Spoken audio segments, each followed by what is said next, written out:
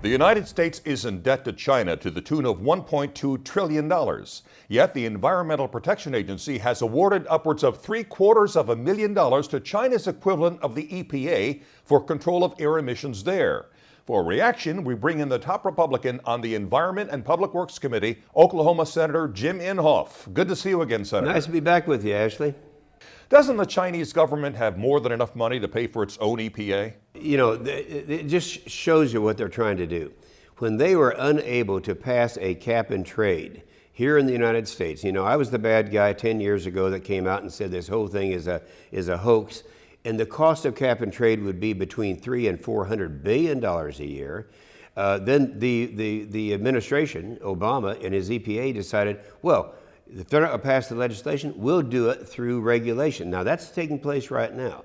But the outrage of the year is, not only are they trying to do that with our money when we have rejected that soundly legislatively, but they're also sending money all over the world to Thailand and every place else, including China, to encourage them to pass legislation they couldn't get passed here. So they're trying to promote cap and trade all over the world, and to send our tax dollars to China, it's inconceivable. It's just, it's hard to believe. Congressman Fred Upton, chairman of the House Energy and Commerce Committee, came up with a list of foreign countries EPA has given our taxpayer money to, and the gifts total over $27 million. Considering our financial crisis here at home, that seems totally egregious. It's inconceivable this is happening, but it is happening. Right in the middle of this financial crisis, when we want the public to know that the Obama administration through the EPA is sending millions of dollars to countries like China and India and places where we don't really have those interests. You also note that the taxpayer-funded EPA is awarding money to liberal lobbying organizations. That seems rather outrageous. Well, you're not supposed to be able to do that. Of course, if it's a 501c3, then it can be done. We try to monitor it and stop it from going to the wrong places. But what they have historically done is get the very liberal groups that are out there and who might have a shield or a front organization that is 501c3, and then they turn around and give it to their 501c4 so it can be used for political purposes. Yeah, that's happening too. All these things are happening, but they have been, it kind of went back during the Clinton administration when we had Carol Browner as administrator of the EPA. And that's where we had such a heavy involvement of the bureaucrats within the EPA using that money to promote liberal agenda. Now, we stopped that or slowed it down during the Bush years. Now it's running rapid again. Republicans control the purse strings in the House. Is there anything they can do to defund or at least rein in the EPA financially? Yeah, well, no, they can't because, first of all, they could do it in the House. It's not going to happen in the Senate. It will after the next election. Now, the Republicans will take the Senate in the next election. I have no doubt in my mind.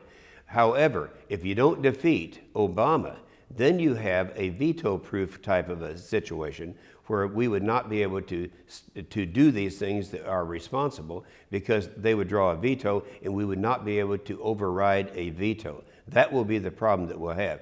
As we mentioned at the start of this interview, China owns our debt. We still have unemployment hovering around double digits. Is Obama intentionally trying to harm the U.S. to promote his leftist agenda?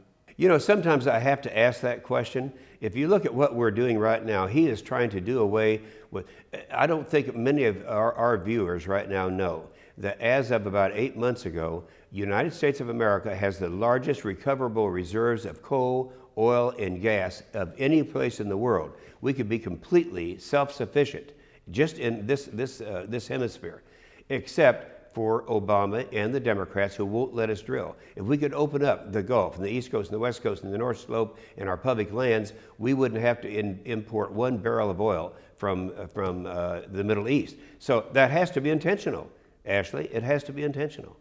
Gasoline prices through the roof again, over $4 a gallon. Is this stuff flying under the radar, do you think? Yeah, you know, we need to be talking more about this. Unfortunately, everyone's just talking about the current issue now. But that has to be talked about, and we have to lay the blame where it should be laid. We made a terrible mistake in the 2010 elections because we had these gangs that made it appear that it's a bipartisan problem. It's 100% partisan. The Democrats will not allow us to develop our own resources, and for that reason, it's simply supply and demand. Look, Ashley, there's not a person out there watching this right now that didn't learn about that back in grade school. We have all of this supply, we have all of this demand. We can meet our demands locally with our own resources, but the politicians, the liberal politicians, in this case, the Democrats, won't let us do it. And finally, on a somewhat separate matter, New York City Mayor Michael Bloomberg's charity is donating $50 million to the Sierra Club's campaign against coal-fired plants. What do you say to that? Well, what I say to that is, what are they going to do in Times Square when they don't have any energy on New Year's Eve? Because it's almost all coal-fired. Oklahoma Senator Jim Inhofe, as always, thanks so much. You're very welcome. And thank you for watching Newsmax TV.